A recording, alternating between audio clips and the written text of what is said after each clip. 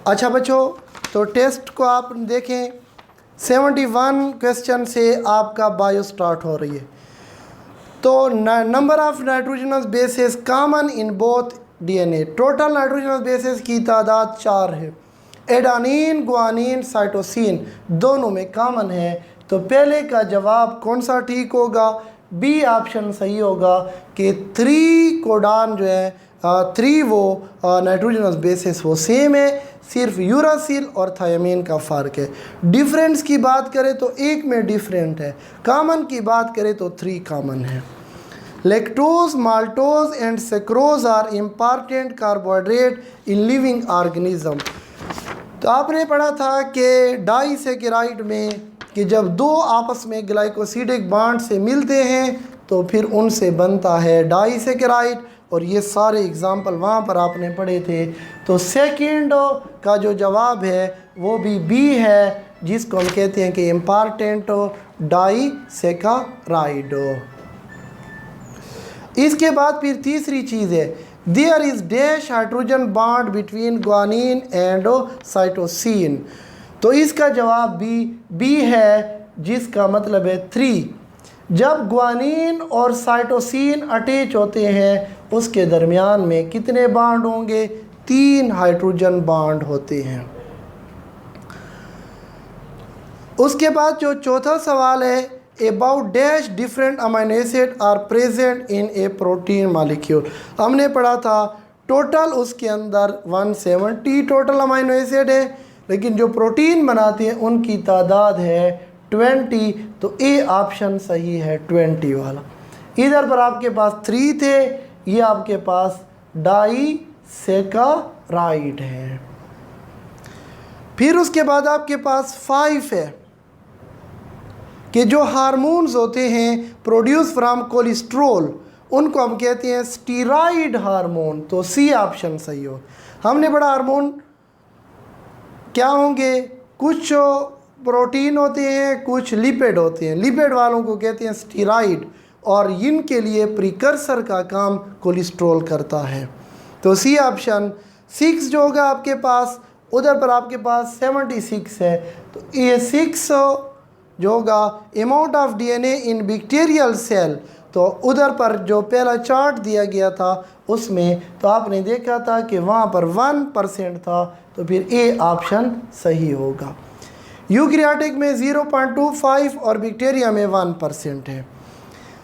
उधर पर जो 7 सवाल है आपका 77, a single molecule of haemoglobin is composed of कितनी पॉलीपेप्टाइड चेन है? उसके अंदर 4 पॉलीपेप्टाइड चेन है।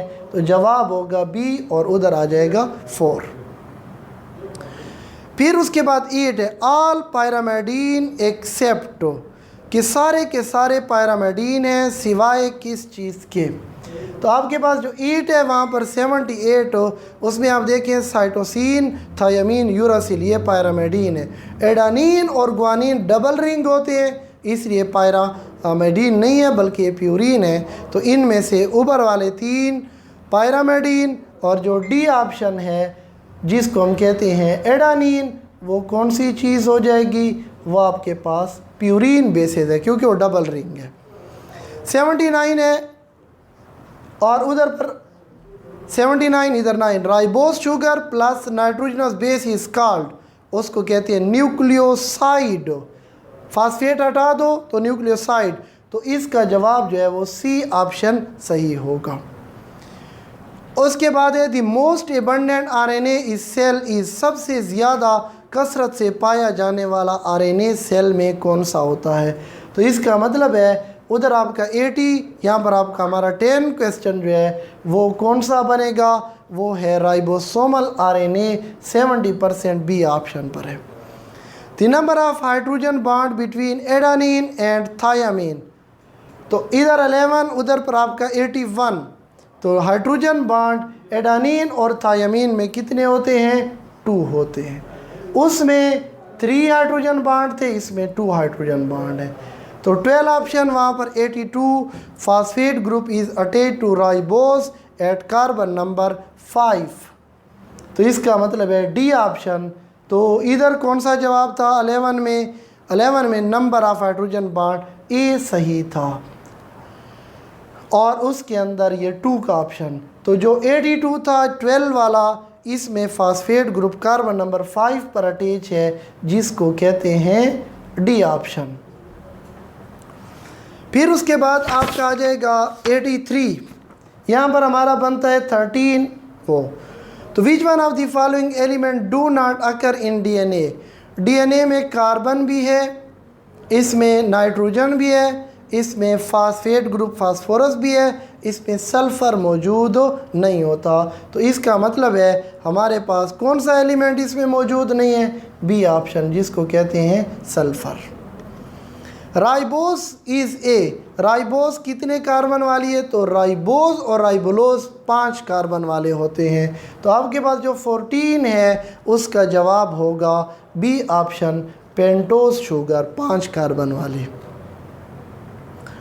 पेप्टाइड लिंकेज, इसमें अमाइनो ग्रुप की तरफ से नाइट्रोजन आ जाता है, कार्बोक्सिलिक ग्रुप की तरफ से आ जाता है सी।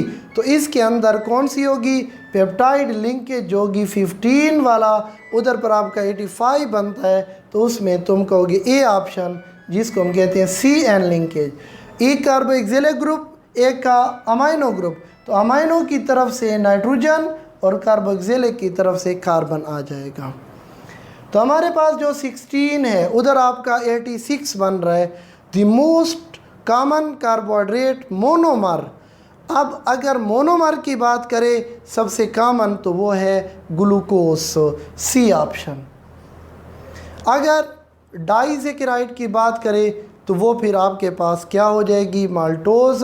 और अगर पॉलीसेकेराइड की बात करें तो आपके पास सेलुलोज सबसे ज़्यादा कॉमन है। फिर उसके बाद आ जाएंगे किसकी तरफ, 17 क्वेश्चन। उधर आपके 87, DNA is directly involve in the synthesis of all except. सबको डायरेक्टली बनाता है लेकिन प्रोटीन को इनडायरेक्टली बनाता है, क्योंकि पहले मैसेंजर आरएनए फिर प्रोटीन बनेगी। तो इसका जवाब बी सही होगा। फिर 88 वहाँ पर त्रिकोडान जो नॉन सेंस है उसमें आपके पास क्या होगा, UAA, UAG और UGA। वो स्टॉप कोडान को जहन में रखना है और फिर इधर पर ढूंढना है। तो ये पड़े हुए हैं कहाँ पर, ये पड़े हुए हैं सी ऑप्शन के ऊपर, UGA, UAG और उसके बाद आ जाएगा UAA, UAG, UGA। The number of calories required to raise the temperature of 1 gram of water from 15 to 16। इस अमाउंट को हमने वाटर की प्रॉपर्टी में पढ़ा था कि ये कहलाएगी स्पेसिफिक हीट कैपेसिटी की तारीफ़ है। तो जो हमारे पास 19 है उसका जवाब होगा बी, स्पेसिफिक हीट कैपेसिटी के required to raise the temperature of 1 gram from 1 degree centigrade. फिर उसके बाद आपके पास है 20, non proteinaceous part of enzyme is known as, उसको कहते हैं कोफैक्टर, बी ऑप्शन। आपके पास 21 है, which one is used as coenzyme, तो आपके पास बी है, कोएंजाइम हमेशा विटामिन होते हैं। एंजाइम इज लोअर दी, तो आप कहेंगे एक्टिवेशन एनर्जी को कम करके रिएक्शन को फास्ट करता है। जो आपके पास 22 है वहाँ पर 92 है, उसमें डी ऑप्शन है। 23 जो होगा active site of enzyme is made up of, तो उसमें 2 चीज़ें होती हैं, बाइंडिंग भी होता है, कैटालिटिक भी होता है। तो यहाँ पर आपका सी ऑप्शन सही होगा। 24 आपका होगा, वहाँ पर 94 है, active site is rigid structure according to lock and key. Induce fit model कहते हैं कि वो चेंज हो सकता है, लॉक एंड की मॉडल कहते हैं वो चेंज नहीं हो सकता। तो इसके अंदर आपका आ जाएगा ए ऑप्शन। 25 में all enzyme work at there maximum rate at specific temperature, जिसको कहते हैं ऑप्टिमम टेम्परेचर। तो इसमें आपका आ जाएगा बी ऑप्शन। 26 जो होगा, a very high temperature when globular structure of enzyme is lost is said to be enzyme denaturation. Break नहीं होगा, उसका टर्शरी स्ट्रक्चर लॉस हो जाएगा, वो डीनेचर हो जाएगा। तो इस 26 उधर पर आपका 96 है, तो इसके अंदर बी ऑप्शन होगा। 27 उधर 97, freezing point activity of enzyme is, जब फ्रीजिंग होगा तो एंजाइम का काम रुकेगा नहीं बल्कि डिक्रीज़ हो जाएगा, तो इसमें आपका फिर बी ऑप्शन आ जाएगा। Rate of reaction become double for every 10 degree centigrade के अंदर राइज हो, तो इसमें आपका आ जाएगा ए ऑप्शन, हर 10 के बाद रिएक्शन डबल होगा। Most abundant organic compound in the cell is, organic की बात कर रहे हैं तो सबसे ज़्यादा, सेल की बात कर रहे हैं, अगर नेचर की बात होती कार्बोहाइड्रेट, सेल की बात है तो प्रोटीन, तो इसका मतलब है इधर पर आपका A option. What is the percentage of carbohydrate in mammalian cell, तो मेमल के सेल में अगर आप चार्ट को देखो तो आपके पास उसमें आ जाएगा 4%, बैक्टीरिया में 3% है, उसमें 4% है, तो ये जवाब आपका पड़ा हुआ है बी ऑप्शन के ऊपर, जिसका मतलब है 4%। तो उम्मीद हो गई कि आपका ये चैप्टर अच्छा होगा एंजाइम, और वो नेक्स्ट चैप्टर के लिए आपने क्या करना है, प्रिपरेशन करनी है।